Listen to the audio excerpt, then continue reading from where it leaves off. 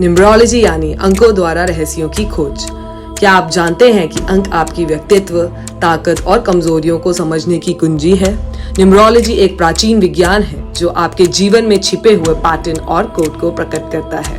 Numerology में प्रत्येक अंक की अपनी अनोखी ऊर्जा और कंपन होती है। आपका लाइफ पाथ नंबर आपके जीवन की यात्रा और चुनौतियों को प्रकट करता है। आपका डेस्टिनी नंबर आपके जीवन के उद्देश्य और संभावनाओं को दिखाता है और आपका सोल अर्ज नंबर आपकी गहरी इच्छाओं और आंतरिक प्रेरणाओं को प्रकट करता है। अंडमान आरजीटी रोड में स्थित ईशा न्यूमरोलॉजिस्ट विशेषज्ञ से संपर्क कर आप अपने अंकों को समझकर अपने करियर, रिश्तों और जीवन तथा व्यक्तिगत विकास के क्षेत्रों में भी पहचान कर सकते हैं। एक अधिक संतुष्ट जीवन की ओर पहला कदम उठाएं। Call now.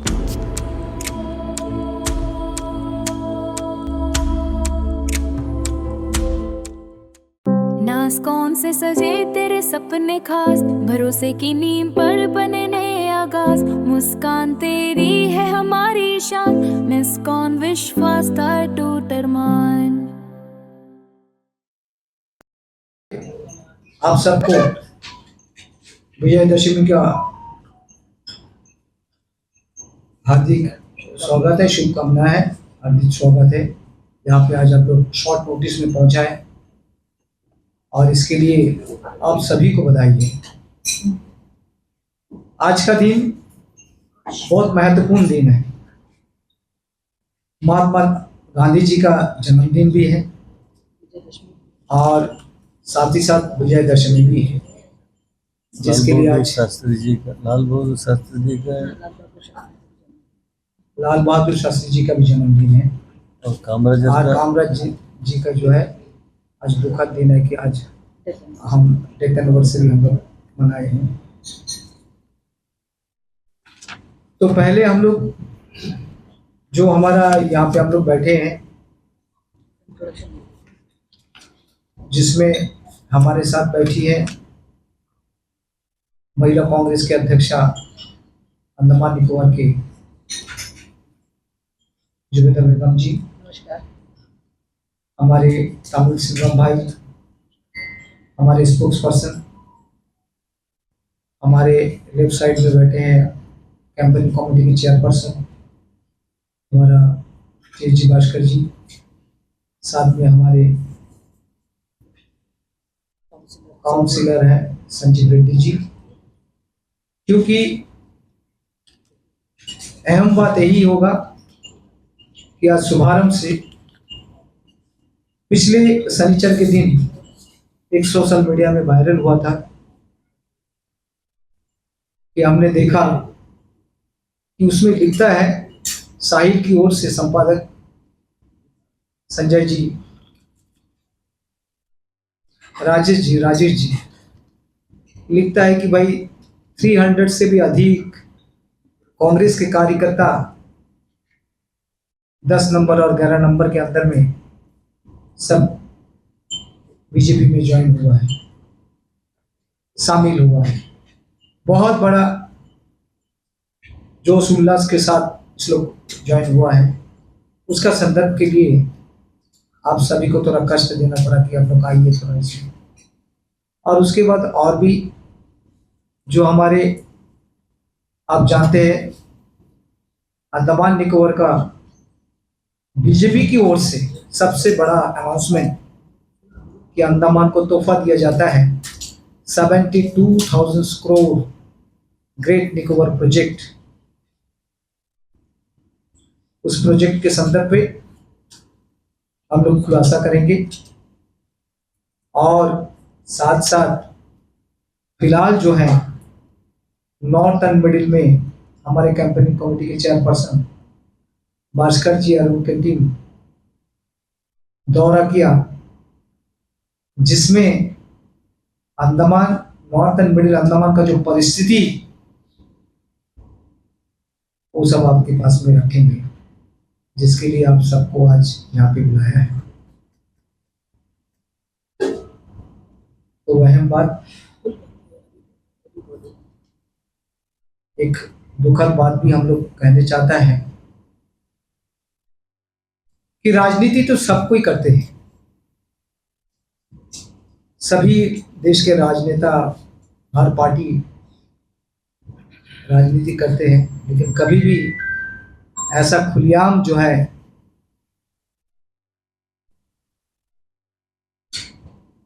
सामने आकर किसी को ऐसा धमकी जो है आज तक किसी ने, कोई पार्टी ने दिया नहीं है।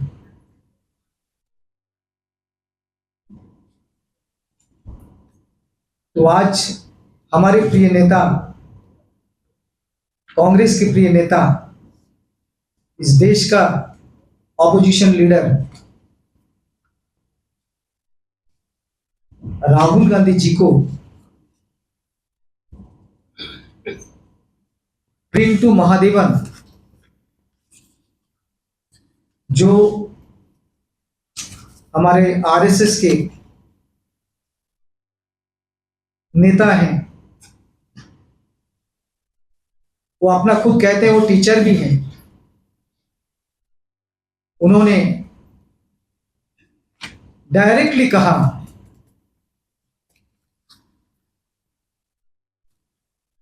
कि उसका जीवन का विनाश कर देंगे।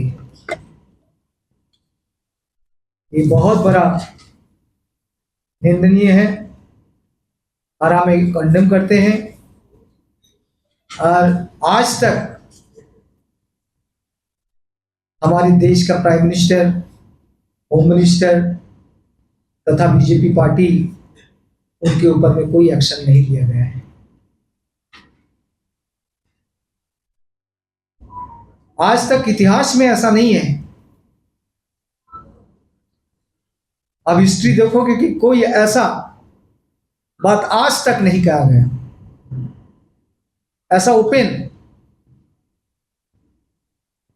तो ये चीज हम किसी हालत से भी बर्दाश्त नहीं करेंगे और इसको हम लोग कंडेम करते हैं। और इसको बीजेपी पार्टी को, उन कार्यकर्ता को ऊपर उसको एक्शन लेना पड़ेगा। जब तक एक्शन नहीं लेगा, कांग्रेस की हर कार्यकर्ता इनको भी छोड़ने वाला नहीं है। तो आज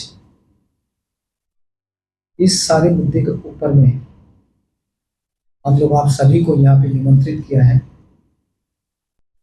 तो चलिए प्लीज वार्ता शुरू करें। Thank you. सभी मीडिया बंधुओं को मेरा सादर प्रणाम, नमस्कार, आदाब। यहाँ आज प्रेस कॉन्फ्रेंस के माध्यम से आप सब यहाँ पर आए तो आपका हम स्वागत करते हैं। सबसे पहले तो मेरे साथ बैठे मेरे कांग्रेस के अध्यक्ष रमलाल हंटर जी, कैंपेन कमेटी के चेयरमैन भास्कर जी, हमारे सीनियर प्रवक्ता तमिल सेल्वम जी और 11 नंबर वार्ड से हमारे काउंसिलर संजीव रेड्डी जी, और आप सभी को आज हम बात शुरू करने से पहले मैं एक चीज़ यहाँ पर कहना चाहूँगी कि आज विजयदशमी भी है, जो बुराई पर अच्छाई का जीत है, और दूसरी तरफ महात्मा गांधी जी का जन्मदिन है और लाल बहादुर शास्त्री जी का भी जन्मदिन है। और एक चीज़ मैं बताना चाहूँगी, कामराज जी, उनका आज डेथ एनिवर्सरी। इसी सबको ध्यान में रखते हुए मैं आप लोगों से एक बात कहना चाहूँगी। जैसा हमारे अध्यक्ष ने बताया कि अभी हाल फिलहाल में अमित तिवारी जी के नेतृत्व में भाजपा में कुछ समर्थकों के साथ 11 नंबर और 12 नंबर से कुछ लोगों ने वहाँ पे ज्वाइन किया, 10 नंबर से ज्वाइन किया। उसमें राजेश कुमार लाल जी का एक मैंने वीडियो देखा था। मुझे बहुत बताते हुए बड़ी, क्या करेंगे, मैं ताज्जुब लग रहा है मुझे कि बोल रहे कि कांग्रेस से आके 300 समर्थकों ने भाजपा में शामिल हुआ। लेकिन मैं ये आप लोग से कहना चाहती हूँ कि ये जो लोग जिनका नाम बताया गया है, जो लोग गए हैं, उन लोगों ने कभी कांग्रेस की सदस्यता भी नहीं ली और कांग्रेस का भवन में कभी उन्होंने कदम भी नहीं रखा। तो कैसे ये भाजपा के लोग बोल रहे हैं कि ये भाजपा कांग्रेस से आए हुए लोग हैं? मुझे ये चीज का बड़ा मतलब दुख होता है कि ठीक है, आप लोग ज्वाइन कराते हैं, जाते हैं, लोग भाजपा में जाते हैं, कई पार्टियों में ज्वाइन करते हैं, लेकिन ये तो सरासर झूठ बात है। मैं इसका खंडन करती हूँ। जिन लोगों को बताया गया कि वो कांग्रेस से गए हैं, आप बताइए उनका सदस्यता कहाँ का है, कब उन्होंने सदस्यता ली, ये चीज तो आपको प्रूफ करने की जरूरत है। तो आप लोग ऐसी उल जलूल में, जल्दीबाजी में आप लोग ये बताते कि कांग्रेस पार्टी मजबूत नहीं है और कांग्रेस के लोग जाके भाजपा में शामिल होते हैं। तो हम इसका खंडन करते हैं, हमारी पार्टी खंडन करती है। अगर आपके पास में कोई तथ्य है तो उन तथ्यों के आधार पर आप बात करिए, ऐसे वरना आप बात मत करिए। आप ये दिखाना चाहते कि कांग्रेस आज भी मजबूत है, पहले भी मजबूत था और आगे भी मजबूत रहेगा। जब हमारे जैसे कार्यकर्ता, हमारे जैसे लोग कांग्रेस में रहेंगे तो कांग्रेस पार्टी जैसा है वैसे ही, सीरीज पेड़ जैसा है वैसा ही हमेशा बना रहेगा। और ये लोगों का तो झूठ बोलने का आदत है, क्योंकि इनका जो संस्कारी पार्टी बोलते, ये लोग का पास में संस्कार तो है ही नहीं। ये लोग तो झूठ बोलने के लिए आए हैं और हर बात को झूठ का पुलिंदा बनाकर पब्लिक का सामने ये लोग पेश करते हैं। तो मैं आप लोग से ये कहना चाहती हूँ, इसको आप लोग बताइए कि ये लोग जो ज्वाइन किए हैं, 10 नंबर से गए हैं, ये लोग बोल रहे हैं काफी सारा भीड़ दिखाए, उसमें तो बाहर से लोगों को लाया गया था, कांग्रेस के कोई लोग नहीं थे उसमें। तो ये अगर ये गए हैं तो इनका सदस्यता दिखाइए, इनका जो भी तथ्य है उनको सामने कीजिए। दूसरी बात मैं यहाँ कहना चाहूंगी कि अभी हाल ही में केरला टीवी में आप लोगों ने देखा भी होगा, बहुत सारा वीडियो वायरल भी हुआ। डायरेक्ट डिबेट में केरला का जो टीवी लाइव होता था, वो शो में डिबेट में जब हमें बातचीत चल रही थी, डिबेट चल रहा था, तो बीजेपी का एक प्रवक्ता राहुल गांधी के सीने में गोली मारने का बात कर रहा है। तो ये लोग अपना आप को इतना संस्कारी बताते हैं, ये लोग बोलते हैं हम लोग सत्यवादी हरिश्चंद्र के बेटे हैं। तो आप लोग बताइए ना, इस तरह का बात करना कि अगर राजनीति आपको करना है, अब धरातल से राजनीति करिए ना। कौन मना किया आपको राजनीति करने से? अगर आप इस तरह का बातों को करेंगे और इस तरह की चीजों को आप अगर नेशनल चैनल पे अगर आकर आप बताएंगे तो कांग्रेस पार्टी भी चुप नहीं बैठेगी। अगर राहुल जी को आप डायरेक्टली हिट करने का कोशिश करेंगे तो कांग्रेस का एक एक कार्यकर्ता का सीना में गोली दागना पड़ेगा। तभी आप कांग्रेस का राहुल जी को आप, क्योंकि आप गोली दागने का बात करते हैं, क्योंकि आप लोग का तो परंपरा चला आ रहा है ना, आरएसएस और इसका परंपरा चला आ रहा है। आप लोगों को गोली मारने का आदत है, आप लोगों ने सीखा हुआ है, तो आप लोग इसी तरह का आप लोग का बात रहेगा। और अभी आपका शिष्टाचार की बात करते हैं, आपका शिष्टाचार इसी में दिखाई दे रहा है कि लाइव चैनल में आप बोल रहे हैं कि राहुल जी का सीना में गोली मारेंगे, क्योंकि आज आप लोगों को डर पैदा हो गया, आप लोग खौफ में हैं, आप लोग का धरातल हिल गया, आप जमीन से हिल चुके हैं, आपका दिल में खौफ आ गया, क्योंकि राहुल जी लगातार लोगों के संपर्क में है, चाहे वो गरीब हो, अमीर हो, मजलूम हो, मजदूर हो, महिला हो, सभी का दिल में राहुल जी ने जगह बना दिया है। तो आप लोगों को वोट चोरी का जो माध्यम से और भारत जोड़ो का माध्यम से, वोटर अधिकार का माध्यम से राहुल जी ने सबके दिल में जगह बनाया है। आज राहुल जी को छोड़ के कोई नहीं है कि उनको राहुल जी को टक्कर दे सके। तो आपका दिल में डर आ गया, आप मोदी जी भी घबराने लग गए हैं कि राहुल जी हमारे सामने आ गए। तो क्या करना, तो डायरेक्ट आप हिट करो, डायरेक्ट आप मारने का बात करो, डायरेक्ट आप गोली मारने का बात करो। तो ये कितना निंदा का विषय है। हम लोग कांग्रेस पार्टी पूरा हम लोग खंडन करते हैं इस बात का। अगर ये प्रवक्ता ऐसा बोला है तो इसके ऊपर में कड़ी कार्रवाई होनी चाहिए और इसको पार्टी से आपको निष्कासित करना चाहिए, क्योंकि इस तरह का वक्तव्य देना तो ये साफ दर्शाता है कि मोदी जी का चहेते हैं या अमित शाह जी का चहेते हैं। क्योंकि हमारा कांग्रेस का कोई प्रवक्ता कभी नहीं बोला कि डायरेक्ट डिबेट में आके कि हम गोली दाग देंगे। तो आप सोच के देखिए, अगर इनका मौका मिलेगा तो ये हम सब कांग्रेस जनों को गोली मार देंगे। ये बहुत ये सोचने का बात है, ये कोई छोटा बात नहीं है, बहुत बड़ी बात है। तो हम इसका खंडन करते हैं और हम यही चाहते हैं कि इसके ऊपर में कार्रवाई होना चाहिए। ऐसे प्रवक्ता को तो आपको नेशनल डिबेट में आना ही नहीं चाहिए। राहुल जी हमारे शीर्ष नेता है, हमारे ऑपोजिशन के लीडर है, गरीबों के मसीहा है, मजलूमों के लिए काम करते हैं। तो आप इस तरह का वक्तव्य देकर बीजेपी अपना आपको संस्कारी पार्टी बताती है, शिष्टाचार वाली पार्टी बताती है, तो आपका शिष्टाचार कहाँ गया? तो आप इस तरह की बातें करते हो, आप इस तरह का नेशनल टीवी में आकर बोलते हो। आप जब इस तरह का वक्तव्य देते हो तो कांग्रेस का एक एक जन खड़ा होगा राहुल जी के लिए।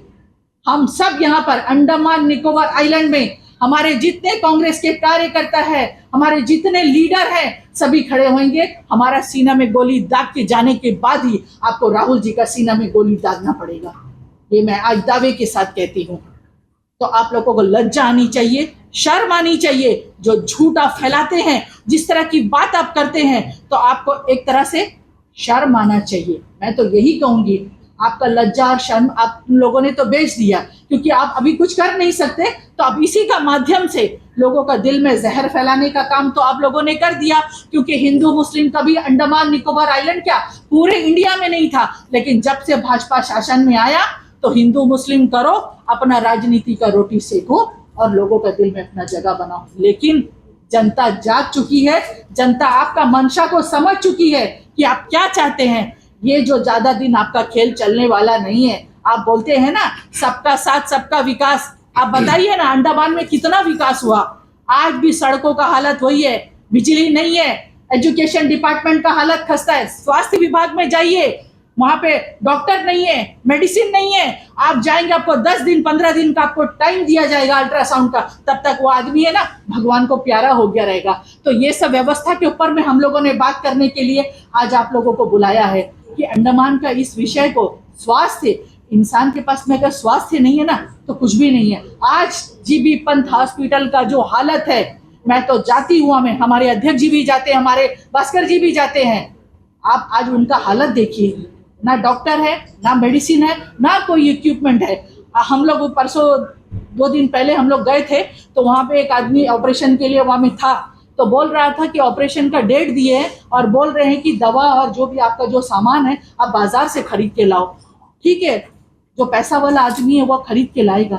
एक गरीब आदमी जो रंगत और माया बंदर से यहाँ आया है, एडमिट हुआ है, आप लोग उसका मानसिक परिस्थिति को आप समझिए ना। तो वो आदमी कहाँ से लेके आएगा, कहाँ खरीदेगा, कहाँ जाएगा। बोलता मैडम एक तो हम इतना दूर से आया, रहने का कोई व्यवस्था नहीं है, डेली का डेली इतना पैसा खर्चा होता है, तो हम ये दवा सारा हम कहाँ से लेगा। आप आज देखिए सड़कों का हालत, ज्यादा दूर मत जाइए, आप डायरी फार्म से अब बातू बस्ती तक का सड़क देखिए। आदमी आएगा तो उसका पेट के अंदर का हुजड़ी है ना वो भी निकल जाएगा।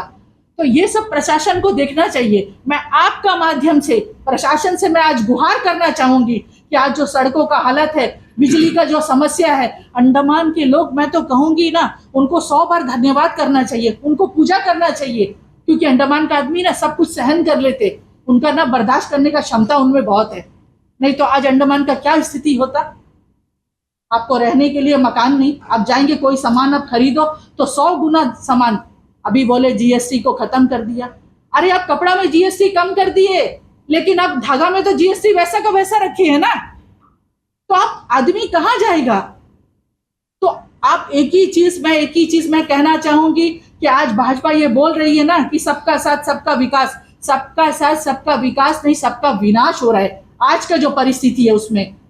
तो ये देखिए मीडिया जो है चौथा स्तंभ है। मैं आप लोगों से भी यही कहना चाहूंगी, जहां भी गलत हो रहा है आवाज आप उठाइए।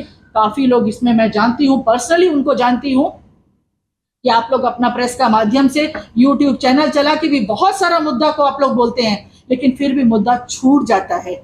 कई सारा मुद्दा है जो छूट जाता है। मैं आप लोग से रिक्वेस्ट करती हूँ कि सारा मुद्दा को उठाइए, कहीं ना कहीं हमारा आवाज कोई ना कोई तो सुनेगा। हम लोग तो यही सोचते हैं कि अभी इंसान तो सुनता नहीं, अभी भगवान को ही हम लोग अपना मतलब दरिया हम लोग बताए, उनसे ही हम पुकार करें, उनसे ही हम गुहार करें। क्योंकि प्रशासन तो हमारा आवाज को नहीं सुन रहा है, ना दवाई के लिए सुन रहा है, ना अस्पताल के लिए सुन रहा है, ना एजुकेशन के लिए सुन रहा है, ना हमारा नीडी जरूरत चीज है। हमारा नीड है ये सड़क, बिजली, पानी, स्कूल, ये सब चीज हमारा जरूरत का चीज है। आज भी हम इसके लिए अगर हम गिड़गिड़ाएंगे, रोएंगे, तो बाकी चीज तो अब दूर का बात है, ये सब चीज तो सेकेंडरी इशू आता है। ये तो हमारा नीडी चीज है, यही चीज हमको आज नहीं मिल रहा है, इसके लिए हमको रोना पड़ रहा है, प्रेस कॉन्फ्रेंस करना पड़ रहा है, बोलना पड़ रहा है।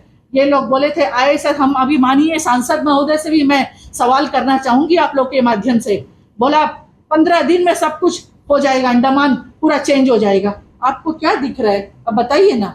आज एक बोट चल रहा है, वो चाटम जेट्टी उसको बना रहे। अरे आप उसमें ऐसी व्यवस्था करिए ना, दूसरा कोई व्यवस्था करिए लोगों को जाने के लिए। आज एक ही बोट है, आएगा जाएगा, 1 घंटा लोग वहां में खड़े रहे। कितना महिला वहां खड़े रहती है, प्रेग्नेंट लेडी खड़े रहती है, और जो कामकाजी महिला है वो आती है 1 घंटा बोट के लिए खड़े रहती है, उतरने के बाद 1 घंटा खड़ी रहती है, वहां से पैदल आना। तो इन सब व्यवस्थाओं पर कौन जवाबदेही है। मैं तो प्रशासन से भी गुहार करूंगी, कम से कम हम लोग या रोना बाकी है या अंडमान के लोगों को और मरना बाकी है। हम अपना आवाज उठा उठा के हम परेशान हो गए, हर चीज के ऊपर बोलना पड़ता है। बिजली के लिए हम लोग को रोना, सड़कों के लिए हम लोग को रोना, तो प्रशासन क्यों यहाँ पे इतने लोग, इतने IAS अफसर, हमारा चीफ सेक्रेटरी, हमारा LG साहब, क्या सब बहरे अंधे हो गए क्या? उनको दिखाई नहीं देता? उन सड़कों के ऊपर से गाड़ी जब जाता है, वो गाड़ी का कितना मरम्मत होता है, कितने गरीब लोग हैं, ऑटो चालक है, बोलते हैं मैडम शाम को जाता स्प्रिंग पट्टी टूट जाता गाड़ी का, आप लोग कोई व्यवस्था करिए ना। तो किसको बोले? ये लोग भी तो जाते हैं, ये प्रशासन के लोग भी यही रहते हैं। तो मैं संक्षेप में यही कहना चाहूंगी, इन सब मुद्दों पर आप भी अपना YouTube के माध्यम से, प्रेस का माध्यम से, अपना जो भी लेखन का माध्यम से हम लोग बहुत कुछ कर सकते हैं, हम लोग आवाज उठाएंगे। बस आप लोग का जरूरत है, आप लोग यहाँ पर आए, आज इतना अच्छा मौका है, तो मैं आप लोग से भी यही कहना चाहूंगी कि आज आप लोग अपना प्रेस का माध्यम से इन छोटे छोटे मुद्दों को, ये देखिए बड़ा मुद्दा नहीं है, ये छोटा छोटा मुद्दा है, लेकिन ये हम लोग का जरूरत का चीज है। इसी से हम बोलते ना डेवलपमेंट होता। आप बोलेंगे डिजिटल कर दिया, क्या डिजिटल हो गया? कहाँ डिजिटल हो गया? ये मेन मुद्दा ही नहीं हमारा सुलझा आज तक। ना सड़क है, ना बिजली है, ना पानी है, ना एजुकेशन है, ना स्वास्थ्य है, तो किसको जाके गुहार लगाए, किसको बोले? तो मैं आप लोग से यही रिक्वेस्ट करना चाहती हूँ, मेरे पीछे और भी लोग हैं, वो भी अपनी बात रखेंगे, तो मैं आप सभी का आज यहाँ पर आने के लिए अपने पार्टी की तरफ से मैं अध्यक्ष जी का और भास्कर जी का भी धन्यवाद करना चाहूंगी। आज आप लोगों के माध्यम से जो जनता को आप लोग अपना आवाज का माध्यम से अपनी बात पहुंचाने का कोशिश करेंगे। हम लोगों का काम है आप लोगों को बताना और जनता को बताना। तो मैं सभी का धन्यवाद करती हूँ और मैं अपने अध्यक्ष जी को अपना माइक देना चाहूंगी। फिर से आप लोगों का सभी का दिल से शुक्रिया। Thank you. राजनीति में तोड़ना जोड़ना ये जो चलता है, अभी जैसा 10 नंबर वार्ड में, 11 नंबर वार्ड में 300 आदमी कांग्रेस से छोड़ करके हमारा बीजेपी में ज्वाइन हुआ करके एक सोशल मीडिया में एक रूमर चलता है।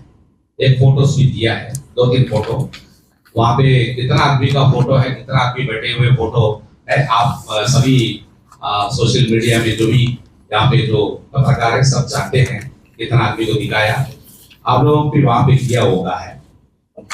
मैं 10 नंबर वार्ड को बिलोंग करता हूँ, मेरा 11 नंबर वार्ड का जो काउंसलर है इस मंच पर आपका सामने बैठे हैं।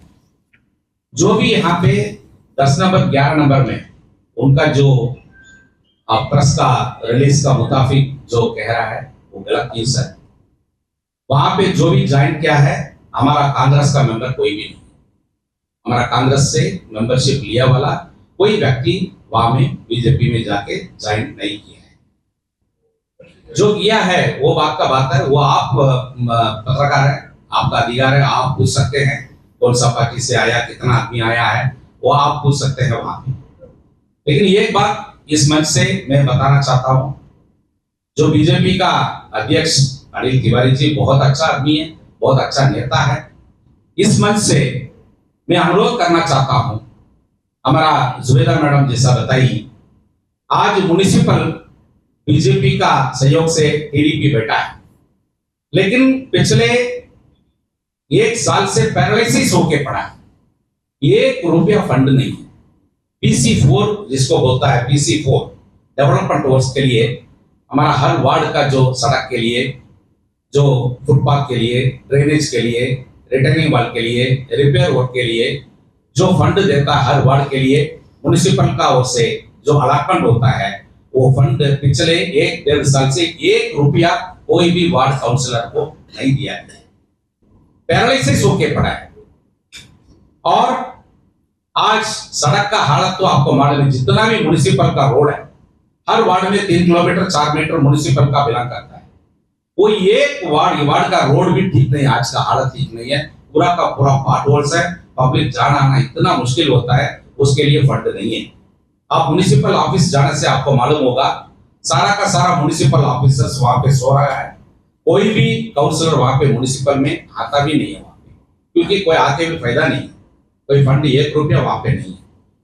और खास करके 2013 में जबकि म्युनिसिपल का जो वर्क है उसका बेसिक बैकबोन है सैनिटरी विंग है।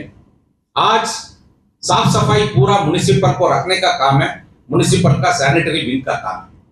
हमारा कांग्रेस का अध्यक्ष था, कांग्रेस का जो काउंसिल था 2013 में, उस समय जब बीवी मुरुगन चेयरमैन था, उस समय 600 आदमी को अपॉइंटमेंट हुआ। कांग्रेस का पीरियड में सैनिटरी मजदूर अपॉइंटमेंट हुआ और पिछले 13 साल से एक अपॉइंटमेंट बीजेपी सरकार नहीं किया, नहीं करने दिया। आज ये 13 साल का अंदर में 200 आदमी का ऊपर में और रिटायरमेंट हुआ है, मर चुका है, पैरालिसिस हो चुका है, कैंसर हो चुका है, बड़ा बड़ा बीमारी हो चुका है, लॉन्ग ऑप्शन हो चुका है और नौकरी छोड़ के जा चुका है। लेकिन 200 आदमी का ऊपर में आज म्युनिसिपल से आपको वैकेंट पोस्ट है, ये पोस्ट भी आज तक 13 साल में आपको अपॉइंटमेंट नहीं किया है। ये सैनिटरी विंग को कैसा चलाएगा म्युनिसिपल, आपको आप जरा सोच लीजिए। आज 13 साल से अपॉइंटमेंट नहीं है, लेकिन यहाँ पे बेरोजगार बढ़ते जा रहा है। हमारा म्युनिसिपल का अंदर में साउथ अंडमान में खास करके मोर देन 50,000 से ऊपर में एजुकेटेड अनएजुकेटेड यूथ्स अपना नौकरी का तलाश में ढूंढते हैं, लेकिन अपॉइंटमेंट 200 से ज्यादा सैनिटरी विंग में कर सकता, वर्क सेक्शन में कर सकता, वाटर सेक्शन में कर सकता, इलेक्ट्रिसिटी में कर सकता। मोर देन 500 पोस्ट खाली पड़ा है म्युनिसिपल में, आज तक उसका अपॉइंटमेंट करने के लिए आज बीजेपी सरकार सोचता भी नहीं है।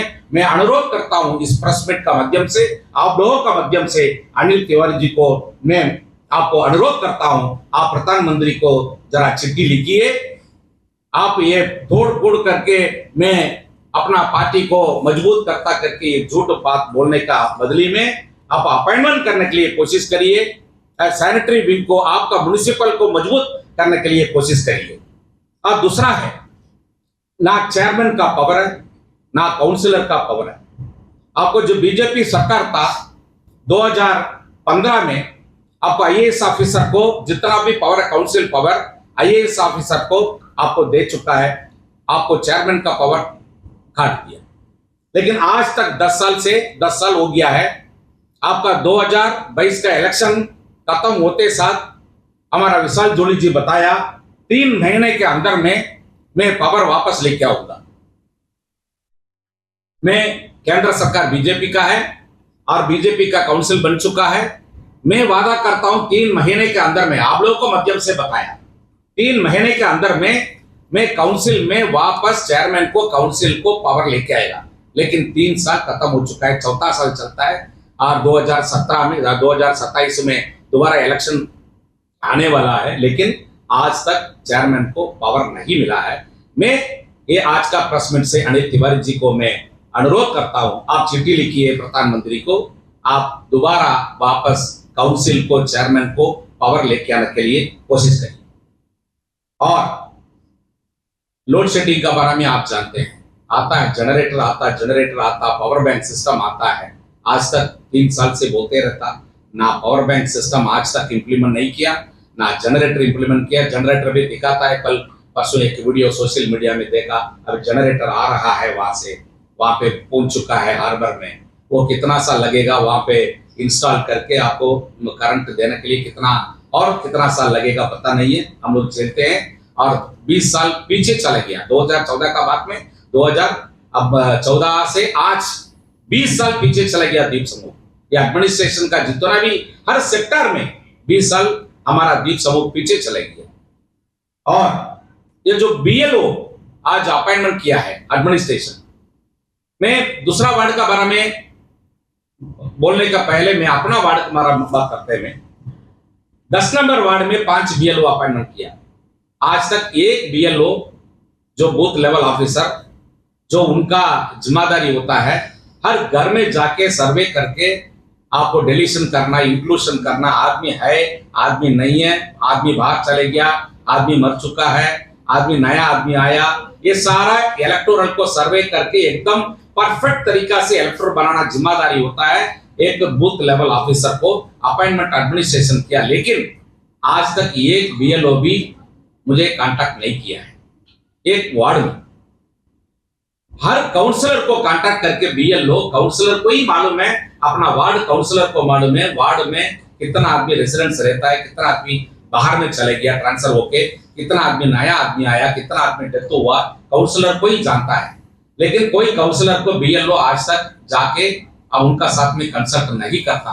इसमें से मैं खास करके ये बात क्यों बताना चाहता हूं, ये जो हमारा प्रिय नेता राहुल गांधी जी वोट चोरी का बारे में, बिहार का वोट चोरी का बारे में, कर्नाटक का वोट चोरी का बारे में, महाराष्ट्र का वोट चोरी का बारे में आज सोशल मीडिया में पत्रकार का माध्यम से कैसा बताया, ये कल अंडमान में ऐसा ना हो, क्योंकि इलेक्टोरल ठीक नहीं, अंडमान का इलेक्टोरल ठीक नहीं। जो भी इलेक्टोरल है, अभी मान लीजिए वार्ड नंबर 10 में 5400 आदमी को दिखाता है, लेकिन पोलिंग होता 2700, 50% पोलिंग होता। हर वार्ड में इस तरह 50%, 43%, 52%, मोर देन 60% कोई भी वार्ड में पोलिंग नहीं होता है। इसका कारण क्या है? 2002 में बनाया वाला आपका वोटर लिस्ट है। आज 23-24 इयर्स का बाद में भी वही वोटर लिस्ट चलता है। आपका म्युनिसिपल में भी वही वोटर लिस्ट चलता है, एमपी इलेक्शन में भी वही वोटर लिस्ट चलता है। कोई भी वार्ड में आपको परफेक्ट तरीका से, सही तरीका से door to door innovation, door to door आपको सर्वे करके परफेक्ट वोटर लिस्ट नहीं बनाया। मैं इस मंच से, आप लोगों का माध्यम से मैं एडमिनिस्ट्रेशन को अनुरोध करता हूं, मैं परफेक्ट तरीका से वोट चोरी नहीं होना है। आने वाला समय में और 1.5 साल बाकी है म्युनिसिपल इलेक्शन के लिए। आप बहुत ही अच्छा तरीका से हर वार्ड में आपका बीएलओ को, स्ट्रांग बीएलओ को डालना है कि काउंसलर को साथ में संपर्क रखे, हर घर में आपको बढ़िया से सर्वे करे, आपको परफेक्ट वोटर लिस्ट बने, ताकि आपको 70%, 80% एटलीस्ट आपको पोलिंग होगा और आपको वोट चोरी का आपको चांसेस कम होगा। इसलिए आज आप यहाँ पे हमारा मंच पर आया है, हमारा बुलावा है, कांग्रेस पार्टी का जो प्रेस मीट में आप सभी आए हैं। ये जो भी हमारा मैडम जी बताया, हमारा अध्यक्ष बताया, ये पब्लिक तक आप लेके जाना है, लोग के लिए जागरूक करना है, लोग में एक अवेयरनेस आना पब्लिक को। हर मैटर में जो भी सोशल मीडिया में आता है उसको आज भरोसा करता है पब्लिक। सोशल मीडिया में आप लोगों के ऊपर में पब्लिक को भरोसा है। आज आपको सोशल मीडिया में जो भी देते हैं पब्लिक भरोसा करते हैं। इसलिए आप जो सच्चाई है वो पब्लिक को लेके जाना है। वो झूठ में हवा फैलाता है, रूमर देता है, उसको आप अवॉइड करना, सच्चाई को आप पब्लिक तक लेके जाना है, हमारा रिक्वेस्ट है। Thank you. तो हमारा जो प्रेस कॉन्फ्रेंस 3 पार्ट में है। पहला पार्ट तो अभी 2 डिस्कशन हो गया। दूसरा पार्ट हम लोग NH4 के बारे में थोड़ा से खुलासा करने मन था। इसका पहले हम एक छोटा सा वीडियो दिखाने मन था कि हमारा जो लास्ट विजिट गया है, तो उसका बारे में हम थोड़ा से वीडियो लिया। जो हालत, एक्चुअल हालत, अरे आपका कल का हालत। आपका नमस्कार। ये हमारा NH4 का हालत है, जो रोड 8 साल से बनता है, अभी तक रोड फॉर्मेशन ही नहीं हुआ। हमारा गाड़ी आके इधर फंस गया। अभी हम लोग कोशिश कर रहे हैं उसको कैसे भी निकालने के लिए। बहुत बुरा हालत है। ये NH में जो भी पैसा डाला है गड्ढा हो गया, और अभी तक कुछ रोड का एंड कंप्लीशन कब होगा मालूम नहीं है। ये रोड जो है आज ये हालत हुआ है। हमारा मेंबर ऑफ पार्लियामेंट अच्छा रोड को उठा के, ये मेंबर ऑफ पार्लियामेंट उठा के NH को दे दिया, और सुनने में आ रहा है कि निकोबार का भी रोड NH को देगा। ये बहुत बड़ा घोटाला है, बहुत बड़ा फ्रॉड है अंडमान का पब्लिक के ऊपर। इसमें CBI जांच होना चाहिए। और NH हमेशा टाइमलाइन चेंज करते रहता है, आज करेंगे कल करेंगे, मतलब टाइमलाइन चेंज। वो जो रोड कंप्लीशन का टाइम मेरे को लगता अभी अनदर 5 साल में नहीं होगा। प्लीज़ प्रशासन से हम हाथ जोड़ के निवेदन करते हैं कि प्रशासन जो है ये रोड का कैसा भी कंप्लीट करके मिडिल एंड नॉर्थ अंडमान जीवीवासी को कैसा भी रिलीफ देना, ये हमारा प्रार्थना है। धन्यवाद। ये देखिए, ये एम्बुलेंस गाड़ी है, और रोड खराब होने की वजह से आप लाइव देख रहा है। हम सुबह से सफर कर रहे हैं दिल्लीपुर से, इतना तकलीफ है, कमर दर्द, कमर टूट गया। एडमिनिस्ट्रेशन क्या कर रहा है, प्रशासन क्या कर रहा है? अब देखिए एम्बुलेंस गाड़ी जिसमें पेशेंट लेके आता है का यह हालत है। आप लोग प्लीज उसको कुछ करिएगा। और पब्लिक, हमको बहुत दुख लग रहा है, पब्लिक को कुछ नहीं कर रहा है। हम ये माध्यम से हम मतलब सबको बोल रहे हैं कि आंदोलन करिएगा, जैसा आंदोलन बाकी सब जगह में हुआ है, जैसा लद्दाख में हुआ आंदोलन, ऐसा करिएगा। ये आपका पैसा, पब्लिक का पैसा को लूट के, पब्लिक का पैसा को ये करके पब्लिक को तकलीफ दे रहे हैं। एनएच का हालत देखिए, हम दरअसल महीना में एक बार तो जाते हैं। तो 1.5 साल पहले जो रोड का कंडीशन था बेटर था, मतलब मोटरेबल नहीं था, फिर भी आज और ज्यादा खराब हो गया। ये कारण क्या है? पहले कारण है कि एनएच को हम द्वारा रेगुलर पीडब्ल्यूडी का रोड पे हैंड ओवर किया, 3,500 करोड़ कच्चा हो गया। वो पैसा किधर गया? आप भी तो देख रहे हैं रोड का जो कंडीशन है। एमपी साहब ने शायद अच्छा सोच के किया, लेकिन नहीं हुआ। इसका ऑल्टरनेट क्या है? ये सिचुएशन जो है कब चेंज होगा?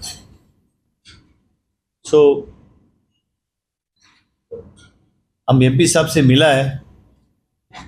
एमपी साहब बोला भास्कर बहुत खुश खबर है, अंडमान के लिए बहुत खुश खबर है। बोला क्या है? निकोबार को रोड दे दी एनएच को। निकोबार को रेट देखिए, एक कुछ बड़ा साजिश हो रहा है। अंडमान को ये नेक्स्ट टॉपिक में वो आएगा, फिर भी हम बोला अंडमान को मतलब आप लोग सबको इधर से खाली करके जाएगा, क्योंकि इतना तकलीफ है।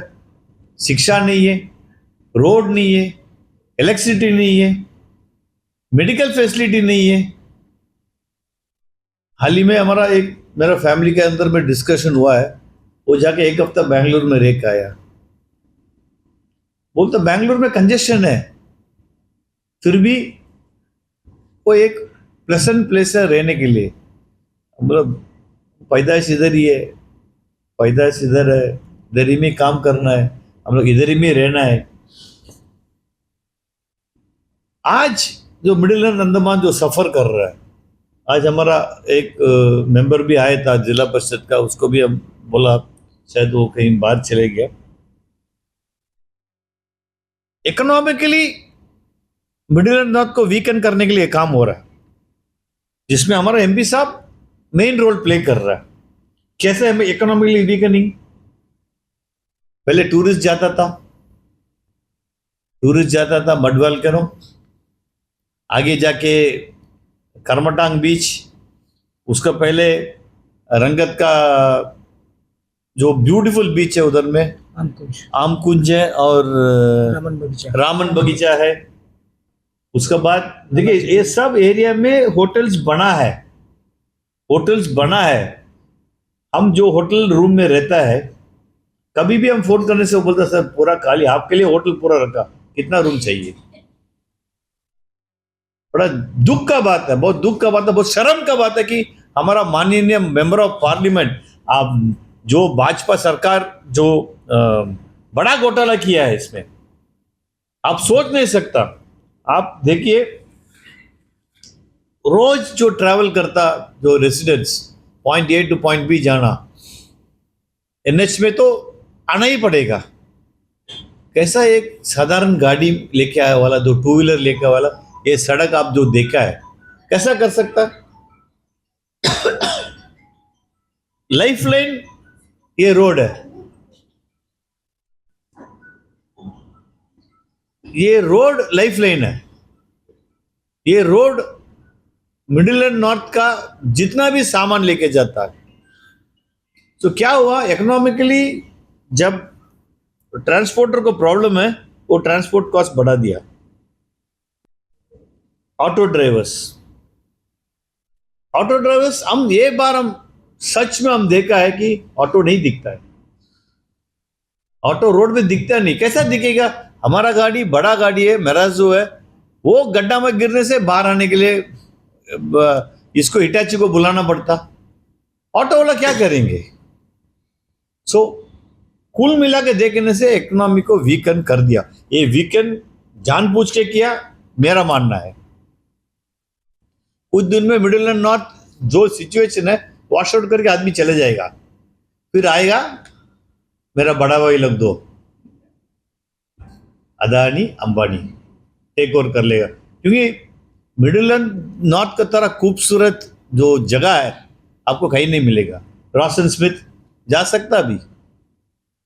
तो इसका सल्यूशन एडमिनिस्ट्रेशन निकालना है। तो कुछ एनएच अधिकारी से बात हुआ, बोलता हम लोग क्या करेंगे, हम लोग रोड डालते हैं, पीछे पीछे बड़ा ट्रक चढ़ा देते हैं।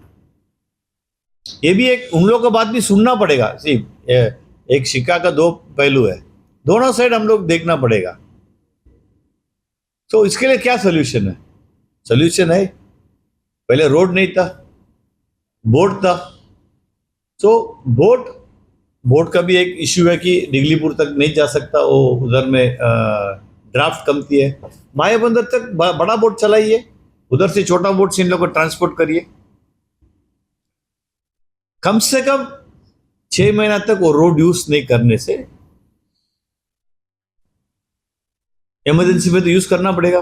एम्बुलेंस तो आप देखा, आप एम्बुलेंस का हालत देखिए, पेशेंट का क्या हालत होगा। प्रेगनेंसी वुमन जो ट्रांसपोर्ट होता है 6 महीना में बच्चा पैदा हो जाएगा। जो पेशेंट जो है उम्मीद से जाता है कि पोर्ट ब्लेयर में उसको जिंदा कर देगा, आधा रास्ता में मर जाएगा। जो रेगुलर आदमी हमारा तरह एकदम एक्सरसाइज करके आदमी आने से नट बोल्ट टाइट करने में 3 दिन लगता है। 3 दिन का बाद ही आपको एक तो वर्टिगो आ जाएगा, आप सिर हिलाते मतलब हम बोल रहे हैं it is a punishment. And time frame क्या है? 2017 में शुरू हुआ, 2025 हो गया, रोड वैसी का वैसी जो इन लोग खोद के डाला, फिर बीच में कुछ डाली डाला, कुछ केमिकल लेके आके डाला, सारा ट्रायल एंड एरर एमपी साहब हमारा रोड में करता है। जबकि भी मतलब एपीडब्ल्यूडी चोर है, एपीडब्ल्यूडी पत्थर ठीक से नहीं डालता। जो एपीडब्ल्यूडी 50-60 साल से रोड मेंटेन किया है वो चोर है। हमारे एमपी साहब तो बहुत सीधा आदमी है। देखिए कहीं ना कहीं एक कुछ मेरे को अच्छा नहीं लग रहा है, क्यों 3,500 रुपया कच्चा हो गया। इसमें किसको कितना पैसा दे के ये काम लिया, इसका इतना होने का बावजूद भी एमपी साहब ने निकोबार का रोड दे दिया। अच्छा का बड़ा बढ़िया भाई, गुड न्यूज। ये बात है, ये अंडमान का जो हालत है, हम लोग चुप से बैठा, यही प्रॉब्लम है। हम इसलिए हम वो फिर बोलने से हमको अंदर टेल देगा, परवाह नहीं। नेपाल में क्या हुआ, सोनम वांगचुक का एक एग्जाम्पल ले लीजिए। वो बेचारा इतना ब्यूटीफुली प्रोटेस्ट कर रहा था, इतना गांधीयन वे प्रोटेस्ट कर रहा था, उठा के एनएसए में अंदर तेल दिया। ये वाजपेयी सरकार का काम है। आप मुंह मत खोलो। हम लोग अभी we are in a military state, we are not in a democratic state. आज के हिसाब से वाजपेयी भी कुछ भी बोलेगा इन लोग। राहुल गांधी डॉक्यूमेंट मांगने से वो पेपर 6 लाख पेपर देगा, वही अनुराग ठाकुर पेपर पूछने से उसको पेन ड्राइव में देगा। हम आपको एक छोटा एग्जाम्पल बता रहा है। और ये रोड अभी जाके निकोबारी भाई लोग बेचारा लोग है, इन लोगों को मालूम नहीं है। इन लोग तो आके एनएच का कंडीशन देखने से मालूम होएगा। इन लोग सोचते हैं कि हमारा रोड बहुत अच्छा बन जाएगा, एनएच का एक रेपुटेशन है। ये सिचुएशन जो है, ये रोड में ट्रैवल करने के लिए बहुत बड़ा डेंजरस सिचुएशन है, लाइफ थ्रेटनिंग है। तो क्या करना? हाल ही में हम जब एक 6-8-10 महीना पहले गया, हम एक एफआईआर फाइल किया, हमारा रोड चोरी हो गया। एनएच रोड मेरा चोरी हो गया, मतलब कैसा भी तलाशी करके उसको पता करके बताओ मेरा एमएनएच रोड किधर है। एक फाइल किया, 4 बार हमारा पार्टी प्रेसिडेंट के नेतृत्व में हम लोग चक्का जाम कर दिया, जेल बोरो कर दिया, और क्या करना हमको समझ में नहीं आता। हमारा जो माननीय उपराज्यपाल जी बैठा है आराम से उसको तो 10 साल खत्म करना, लोकल सर्टिफिकेट लेना, उसको फिशिंग जाना, गोवा जाना, पब्लिक बाढ़ में जाए, पब्लिक का कोई चिंता नहीं हमारा। उसको खाली एक चिंता है कि वो ग्रेट निकोबार प्रोजेक्ट कंप्लीट करना, वो कंप्लीट करेगा फिर वो जाएगा। वो तो शायद कंप्लीट भी नहीं होगा, वो टॉपिक में हम लोग बाद में आएंगे। एक एक आदमी अपना पैसा ये करके गाड़ी खरीदता है, वो प्राइवेट गाड़ी होने दीजिए, पब्लिक गाड़ी होने दीजिए, इतना रिपेयर एंड ये take away of what is happening today. आज को जो हो रहा है, इतना गाड़ी का मेंटेनेंस है, इतना गाड़ी का मेंटेनेंस हो गया, बहुत बड़ा दुख का बात है। और पब्लिक रोड में उतरना पड़ेगा। हमारा पार्टी प्रेसिडेंट से रिक्वेस्ट किया कि ये पूजा खत्म होने के बाद हम लोग एक बड़ा आंदोलन करेंगे। हम लोग आंदोलन कैसा करेंगे वो हम लोग डिसाइड करेंगे। रोड का गड्ढा में हम लोग केला पेट गाड़ेंगे, दान गाड़ेंगे, कम से कम केला तो मिलेगा, रोड तो नहीं मिला। दोबारा एफआईआर फाइल करेंगे, एफआईआर फाइल करके हम लोग बोलेंगे भाई हमारा रोड खो गया, somewhere it has gone, it has been stolen, please find the road. ये तो ये करेंगे। और बहुत इंपॉर्टेंट बात है, जो भी ड्राइवर वो रूट में गाड़ी चलाता सबको सर्टिफिकेट देंगे for your endurance and Perseverance and for your life, giving your life, your servicing people. उसमें गैस गाड़ी चलता है, हमको मालूम है कितना गाड़ी उसमें पलटी हुआ, अभी आप देखा है। सो एक एक ड्राइवर को वो रूट में हम लोग सर्टिफिकेट देंगे, हम लोग आंदोलन करेंगे, दोबारा रोड में बैठेंगे, कीचड़ में बैठेंगे। ये बार, लास्ट टाइम तो हम लोग सब थोड़ा पॉलिश था, ये बार हम लोग कीचड़ में, क्यों पब्लिक को मालूम होना चाहिए अगर नेता नहीं बैठेंगे कौन बैठेगा। ये बहुत बड़ा एक दुख का बात है। और हमारा पार्टी प्रेसिडेंट इसमें बहुत एफर्ट लिया, क्योंकि वही रंगत का बिलोंग करता है। पहले महीना में 2 बार जाता था, अभी 3 महीना में 1 बार जाता है, क्योंकि कमर टूट जाता है। एक आप सोचिए, बुजुर्ग लोग, अपना घर में भी बुजुर्ग लोग है, बुजुर्ग लोग आना बोलने से डिगलीपुर से बहुत दुख का बात है। और प्रशासन को हम देखिए, और एक बात है, अभी तो हाल ही में जो चीफ सेक्रेटरी बहुत रेस्पॉन्सिव है, बहुत बढ़िया से कहता, पिछला चीफ सेक्रेटरी क्या बोला, यार हमारा काम नहीं है, वो तो हमारा एजेंसी नहीं है, हमारा एनएच का हमारा ये नहीं है। प्रजाहित तो आपका है ना, सिटीजन तो आपका है ना, आपका नेतृत्व में तो हम लोग एक्सपेक्ट करेगा कि आप एक्शन लेगा। सो ये इंपॉर्टेंट है कि हम लोग कुछ, फिर दोबारा सोनम वांगचुक का ये नाम बार बार आ रहा है, सो उसका हम लोग कैसा भी एक बड़ा आंदोलन करके रोड का प्रॉब्लम सॉर्ट आउट करने के लिए कोशिश करेंगे। और NH4 ये प्रोजेक्ट खत्म करके चले जाना, बस आपका जो एफिशिएंसी, आपका सब कुछ देख लिया। दोबारा जाके बेचारा निकोबारी ट्राइब लोग का 54 किलोमीटर रोड है वो, अभी दोबारा उन लोग को यही हालत होगा जो इधर में हुआ। आप सभी को ये बताने चाहता है कि आपने फोटो अब देखा है जहाँ में हमारे कैंपेनिंग कमेटी के चेयरपर्सन जिस रास्ते से आए हैं, आप यहाँ पे बैठे हैं, आप रियलाइज थोड़ा से कर सकता है, लेकिन ज़्यादा अनुभवी नहीं है। और जो व्यक्ति वहाँ पे गए हैं उसको मालूम है कि क्या परिस्थिति है, और हम लोग जाते हैं, हम देखते हैं कि क्या परिस्थिति है। आपको ये देखने से लगता है कि कोई अंडमान निकोबार में कोई एडमिनिस्ट्रेशन है, ये देखने से लगता नहीं है कि भाई कोई एडमिनिस्ट्रेटर यहाँ पे बैठा है और जिसका देख रेख में पूरा अंडमान चल रहा है, या नेशनल हाईवे है, बहुत बड़ा संस्था है, इसी से काम दिया जाता है। जो संस्था 3,500 करोड़ रुपया लेके संस्था काम ही नहीं किया, कुछ भी नहीं किया, और एक केवल टाइम पास कर रहा है कि एक टाइमिंग है 5 इयर्स 7 इयर्स 8 इयर्स हो, वो कंप्लीशन हो जाए फिर पब्लिक और कुछ नहीं कहेंगे। और दुर्भाग्य है अंडमान निकोबार आइलैंड का कि ऐसा मेंबर ऑफ पार्लियामेंट को हम लोग दिया है यहाँ पे, आज जिन्होंने एक रोड तो बनाया नहीं है, अभी रोड कंप्लीट नहीं हुआ, दूसरा रोड को भी, निकोबार रोड को भी उन्होंने NH4 को रिकमेंडेशन कर दिया। अब बताओ जाएंगे तो जाएंगे कहाँ? एक तो नॉर्थ मिडिल का अंडमान का आदमी जो है भुगतता है, उसको मालूम है कि क्या है परिस्थिति।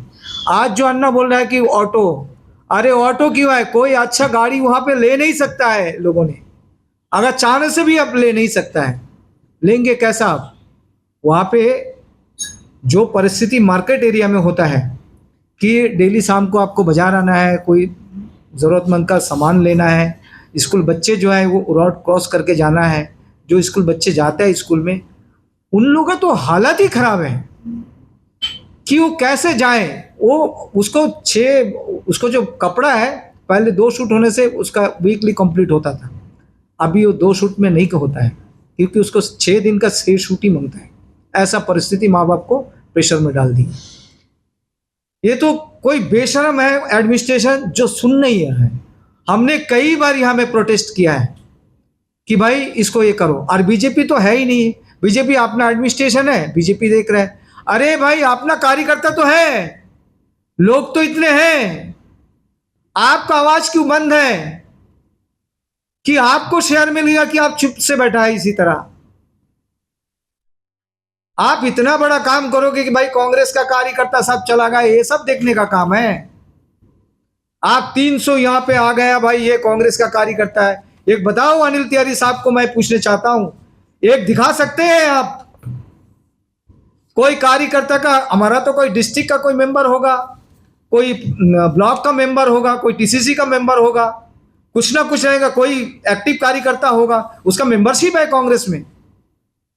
एक बताइए, हम ये आपका ये प्रेस कॉन्फ्रेंस में हम चैलेंज करता हूं, किसी को दिखा नहीं सकता है, किसी व्यक्ति दिखा नहीं सकता है। लेकिन ऐसा करके क्या फायदा है? समाज पूरा देश को तो बर्बाद कर दिया। अब अनिल जी भी चला मोदी का राह में। मोदी जी जो वादा किया 2014 में, आज एक भी वादा कंप्लीट नहीं किया। कहाँ है उसका 15 लाख? 15 लाख बता सकता है कि 15 लाख किसी का अकाउंट में मिला है? कहाँ में 2014 में बोल दिए कि 19 में बता दिए कि 2022 के अंदर में पूरा बुलेट ट्रेन आ जाएगा बॉम्बे से अहमदाबाद तक। कहाँ में कोई बुलेट ट्रेन आया? अब जिनपिंग को तो लेके आप पूरा झूला झूलाया, सब दिखाया, सब सारा पूरा देश देखा कि भाई बुलेट ट्रेन आ रहा है। कहाँ है बुलेट ट्रेन? 2022 के अंदर में पूरा ट्रेन का एक्सीडेंट बंद हो जाएगा पूरा। वो वादा किया था किसान का आय दुगना होगा। कहाँ में किसान का आय दुगना होगा? किसान तो 700-800 किसान तो ऐसी स्ट्राइक में मर गया, लेकिन कुछ नहीं हुआ उसमें। तो ये भी अभी ऐसा ये परिस्थिति में चल रहा है देश। और यहाँ पे अंडमान में भी क्या चल रहा है कि कांग्रेस में शामिल हुआ 300 कार्यकर्ता। बताओ आप 300 क्यों? आप 500 ले लो, आप 1000 ले लो, लेकिन एक कांग्रेसी कार्यकर्ता को आप दिखाइए। वही मेरा कहना है, क्योंकि एक तरफ देश को गुमराह करता मोदी जी, और अनिल साहब जो है अंडमान का लोगों को गुमराह करता है। ये आप बंद करिए ये नाटकबाजी। और जो है NH4 का जो काम है, आज आप बता सकता है NH4 कब होगा? आप बताइए। आप देखो, आप लोग चौथा स्तंभ है, आप पूछ सकता है इसको कि कब कंप्लीट होगा आपका NH4, नॉर्थ एंड मिडिल का कब कंप्लीट होगा? आप बताइए। ये मैं बताता हूं आज कि हम लोग सब कांग्रेस की कार्यकर्ता मिलकर बैठेंगे और जबरदस्त ये हमारा प्रोटेस्ट होगा, गांधीवादी प्रोटेस्ट हम लोग करेंगे। क्योंकि हम लोग तो वैसा नहीं है, हमारी परंपरा है कि हमारे जो आम जनता है उनको तो हम लोग कभी तकलीफ नहीं देते। हम लोग शांतिपूर्ण ढंग से जो है हम लोग प्रोटेस्ट करेंगे, लेकिन करना ही होगा। नॉर्थ एंड मिडिल अंडमान के लोगों को जागृत होना पड़ेगा। क्योंकि आप अगर घर में बैठोगे, आप सोचोगे कि भाई कांग्रेसी लोग कर देंगे, ऐसा नहीं है। सबको निकलना होगा, सबको करना होगा, सबको आना पड़ेगा, क्योंकि ये जो पार्टी है, ये जो पार्टी है, ये जो एडमिनिस्ट्रेटर है, ये जो एडमिनिस्ट्रेशन के लोग हैं, ये कभी हमारे अंडमानवासी का साथ नहीं देने वाला है, क्योंकि जमाना आईएएस का है, जमाना एडमिनिस्ट्रेटर का है। क्योंकि इन लोग आता है अंडमान में, अपना टाइम पास करता है, उन लोग चले जाता है। कौन सोचता है ये पब्लिक के लिए? कौन देखता है आम जनता के लिए? आज एक पेशेंट मरता है यहाँ पे अंडमान में। क्या मरने के लिए मेडिकल खोला है क्या यहाँ पे? कि जो भी वहां पे नॉर्थर्न मिडिल हो, आउटर आइलैंड है, वहां से एक से एक गरीब आदमी आता है यहाँ पे अच्छा होने के लिए, लेकिन आखिर तक क्या होता? उसका आर्थी डेड बॉडी लेके घर जाता है वापस। ऐसा परिस्थिति हो गया। आज 2 दिन से डॉक्टर नहीं आता है जीवन में, राउंड में नहीं आता। अरे भाई, मेडिकल ऑफिसर को वहां पे सुपरिटेंडेंट जो मेडिकल ऑफिसर है, उनको हम लोग फोन करना पड़ता है कि भाई आप डॉक्टर भेजिए, भाई ये सवेरे से तो राउंड में नहीं आया। तब जाके उसका आंखें खुलता है, अरे सही में तो राउंड में तो ये फलना वार्ड में गया नहीं, ये वार्ड में नहीं गया, तो क्या हुआ? फिर पेशेंट बोल रहा है, सर हम लोग तो, हमारा यहाँ पे आज राउंड ही नहीं किया डॉक्टर लोग, क्या हो गया सर? तो ये परिस्थिति मेडिकल का है। एडमिनिस्ट्रेटर का कोई भी ऑफिसर, या डायरेक्टर हो, या वहाँ पे सुपरिटेंडेंट हो, या एनिम्स के डायरेक्टर हो, कोई एक बार कोई जाग के नहीं देखा वार्ड में कि वार्ड में हमारे जो पेशेंट है, जो इनर पेशेंट है, उनका खाना चलता, उसका ब्रेकफास्ट चलता, उसका मेडिसिन चलता, कुछ नहीं, किसी का कोई नहीं। आप जाके देखिए, आप अंदर जाओगे मेडिकल के अंदर में, आप वार्ड में जाओगे, आपको नाक बंद करना पड़ेगा। दिन में अगर एक बार सफाई होगा मेडिकल, वो क्या वहां पे बीमार लेने के लिए जाता है? वहां पे पेशेंट अच्छा होने के लिए जाता है लोग, गरीब लोग। वहां पे आप वहां में सांस नहीं ले सकता है, मैं ये दावे के साथ में कहता हूं। क्योंकि पेशेंट से पूछा, एक बार सफाई होता है, आप बताइए 30 पेशेंट हैं एक वार्ड में, अगर उसी में अटेंडर 30 है और उसको देखने वाले आते हैं और 30, 100 आदमी अगर गंदगी करेगा उसी में, उसको सफाई नहीं चाहिए? एक बार सवेरे, एक बार सफाई हो जाने के बाद आप दिन भर में कोई सफाई नहीं होगा, इतना गंदगी है वहां पे, आप सोच नहीं सकता है। तो ये परिस्थिति आज एडमिनिस्ट्रेशन में चल रहा है। हम किसको हम बताएं? कौन सुनेगा ये दर्द को? क्योंकि हम लोग जाते हैं, हम लोग देखते हैं, एक अपना आदमी सब यहाँ पे आता है और सब डेड बॉडी लेके जाता है। कि ऐसा परिस्थिति हो चुका है। आज आपका माध्यम से ये कहना चाहता हूं कि आज डायलिसिस पेशेंट क्यों अंडमान निकोबार में है, ये एडमिनिस्ट्रेशन को पूछिए। आप लोग को पूछना है कि पहले 10 साल 20 साल पहले तो ऐसा डायलिसिस पेशेंट नहीं था, ये बीमारी नहीं था, ये किडनी का बीमारी इतना नहीं था, अब क्यों हुआ है यहाँ पे अंडमान में? क्या कारण है? एडमिनिस्ट्रेशन आंखें बंद करके बैठा है। डायलिसिस मशीन है, करोड़ करोड़ रुपया खर्चा होता, वो करते जाता है। आप भरंगत, डिगलीपुर, आपका मायाबंदर, आपका बिल्ली ग्राउंड, आपका बाराटंग, आपका हार्डवे, आपका अब छोटा से एक टापू है ये हैवलॉक, आप उसमें भी डायलिसिस मशीन बैठाया गया है। आप सोच के देखिए, 400-500 से करीबन जो है डायलिसिस होता है पेशेंट हर रोज, ये पूरा अंडमान निकोबार में। तो ये तो कभी नहीं था, हम लोग कभी सुना नहीं है कि 20 साल पहले कभी एक पेशेंट आया करके सुना नहीं है। आज 20 साल के अंदर में इतना डायलिसिस हर रोज। अब जाके देखिए जीवन में कि डायलिसिस के लिए और तैयार होता है, क्योंकि उसको पिस्टुला के लिए बनता है, वो सब एडमिट होता है, पिस्टुला बनाना, बहु पिस्टुला। और ये पिस्टुला जो है बनता है ये सारा प्राइवेट में। गवर्नमेंट, इतने गरीब लोग जो सफर करते हैं उनका लिए पिस्टुला नहीं बनता, क्योंकि ये एडमिनिस्ट्रेशन को इसको मालूम है कि इसका डॉक्टर सर्जन चाहिए। प्राइवेट डॉक्टर लोग वहां पे 70 से 80 हज़ार 90 हज़ार ले लेता। आज अगर हमारा ये एडमिनिस्ट्रेशन अगर जागरूक होता है तो हमारे जो गरीब लोग हैं वो तो कम से कम सेव हो जाता। वो अगर मेरीलैंड से डॉक्टर लेके आके एक डॉक्टर को लगे, हम तो कहते हैं आप डॉक्टर को पेमेंट बढ़ा दीजिए, आप सर्जन को लेके आइए, आप 2 लाख दे रहे हो, 3 लाख दे रहे हो, आप 5 लाख दीजिए। लेकिन हमारा आदमी जाने के लिए तो मेनलैंड में कम हो जाएगा। गरीब आदमी तो मेनलैंड को जाने के लिए वो बिल्कुल वो जाने के लिए तैयार नहीं है, क्योंकि वो अपना खेती बाड़ी सब बिक्री करके उसको जाता है। अगर 5 लाख में एडमिनिस्ट्रेशन एक डॉक्टर को दे के अगर लेके आता, पैसा ज़्यादा 10 लाख खर्चा कर दो, फिर भी हमारा गरीब आदमी, आम गरीब आदमी उसमें बचेगा, क्योंकि उसका ट्रीटमेंट यहाँ पे होगा, तब जाके हमारा गरीब आदमी को परेशानी नहीं होगा। लेकिन एडमिनिस्ट्रेशन ये चीज़ समझते ही नहीं है। कौन करेगा ये? इसलिए हम आपका माध्यम से ये एडमिनिस्ट्रेशन को कहना चाहता हूँ कि कम से कम एक गरीब जनता को आप देखिए, ये महामारी कैसा फैला है, डायलिसिस कैसा आया है, इसका ऊपर रिसर्च करिए। क्यों हो रहा है किडनी खराब, क्या वजह से है, क्या चीज़ के लिए हो रहा है? कोई एक साइंटिस्ट ग्रुप आप भेजिए। नॉर्थ मिडिल को आप देखिए, जो परिवार में डायलिसिस हुआ है वो परिवार को आप इन्वेस्टिगेशन करिए कि क्या चीज़ के लिए हुआ है। आप कम से कम अगर सरकार अगर नहीं करेगा, एडमिनिस्ट्रेशन नहीं करेगा, तो किसने करेगा ये? इसलिए मेडिकल खोलने का पहले, आप डायलिसिस मशीन परचेजिंग करने का पहले हेल्थ का ऊपर में आप नज़र डालिए कि क्या चीज़ के लिए हो रहा है, क्यों आजकल ये इतना बड़ा डायबिटिक होता है, इतना बड़ा किडनी पेशेंट अभी हर रोज़ जनरेट होता है, इसके ऊपर आप लोग इसमें करिए। साथ ही साथ और कहना चाहता हूँ कि आज आप सब कोई सुनता है अंडमान निकोबार में बहुत बड़ा प्रोजेक्ट आता है। NH4 जैसा प्रोजेक्ट आया, 3,500 करोड़ गायब हो गया।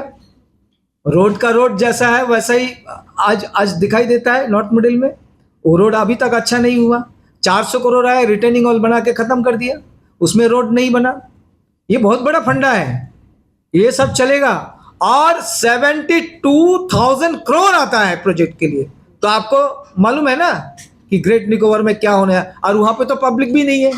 आप कहते हो कि है 5 लाख जो है आप पब्लिक को लेके बैठाएगा वहाँ पे। आप पहले एडमिनिस्ट्रेशन का सोचो। अंडमान वासी ये भी सोचना है सबको कि 72,000 करोड़ वहाँ पे खर्च होगा। आज वर्तमान में जो 5 लाख यहाँ में आदमी है, जनता है, उसका बिजली नहीं है, पानी नहीं है, कुछ नहीं है, शिक्षा नहीं है, कुछ नहीं है। वो सब डमाडोल परिस्थिति में है। आज जनता त्राहिमाम है। ये 5 लाख आबादी के अंदर में जो हमारे बच्चे हैं, वो बच्चे को नौकरी नहीं दे सकता है। आप 5 लाख लेके आके वहां पे बैठाओगे, अंडमान का क्या होगा, यहाँ का? ये समझना है। और आप कहेंगे कि बीजेपी कहेंगे कि ये तो कांग्रेस का सोच है। कांग्रेस का सोच जरूर है। कांग्रेस ये नहीं कहा कि 5 लाख लोगों को वहां पे बसाएंगे। हम प्रोजेक्ट जरूर करेंगे। कांग्रेस तो चाहता है कि प्रोजेक्ट हो, ताकि हमारे 2 पैसा हमारा जो है बात में, इसमें हमारा नौजवान जो हमारे बच्चे लोग को थोड़ा नौकरी मिल जाए। कांग्रेस ये नहीं सोचा कि हम 5 लाख आदमी आबादी को वहाँ पे बैठा के अलग से जो है सिटी बना देंगे और उसी को वहाँ पे रखेंगे, ऐसा नहीं सोचा। हमारा ये सोच है, कांग्रेस का ये सोच है, ज़रूर वहाँ पे जो है आप प्रोजेक्ट लगाए, लेकिन उतना बड़ा लार्ज स्केल में नहीं है, शॉर्ट स्केल में करिए, ताकि आप प्रोजेक्ट अब बैठाएं, लेकिन आबादी का नहीं। वहाँ पे हमारा जो आदिवासी होगा, भाई बहन है, उन लोग का क्या होगा? उनको ज़मीन हम हड़पने नहीं देंगे और हड़पने नहीं चाहते हैं। और हम तो चाहते हैं कि 10 लाख पेड़ आप काटेंगे यहाँ पे, और फिर क्या होगा? ये 10 लाख पेड़ एक अभी इतिहास में है, आपने सुना कोई जगह में 10 लाख पेड़ आप काटेंगे और उसको भरपाई करेंगे हरियाणा में? ये क्या चीज क्या है भाई? ये कभी हो सकता? आप प्लांटिंग करेंगे, इसका भरपाई करेंगे आप हरियाणा में करने से क्या होगा? वहां का बारिश यहाँ में होगा, वहां का जलवायु यहाँ पे होगा। ये क्या है? ये आप लोग बताइए। ये चीज तो सुन रहा है, सब कोई सुन रहा है। उन लोग की दे रहा है, लिख रहा है कि भाई हरियाणा में कोई जगह में मेनलैंड में हम लोग भरपाई करेंगे। तो ये तो बहुत बड़ा दुखद बात है हमारे लिए, हमारा अंडमान वासी के लिए। एक 2004 में आप सोचिए, जब हमारा यहाँ पे इतना बड़ा अर्थक्वेक हुआ, उसी के लिए कारण से आज जो है हमारा सारा सिस्टम जो है गड़बड़ हो गया। और 10 लाख पेड़ अगर काटेंगे यहाँ पे, तो हमारा अंडमान का क्या होगा? तो ये समझने का बात है। हम ये नहीं चाहते कि हमारा आदिवासी भी बचे, सोम्पेन भाई बहन बचे, हमारा निकोबारी बचे, हमारा पर्यावरण, हमारा बचे, सारा बच के भी हमारा प्रोजेक्ट भी हो, ऐसा हम चाहते हैं। हम उसका विरोध नहीं है कि वो नहीं है करके वो नहीं है, हमारा सब कुछ बचे, बचने का हम करें।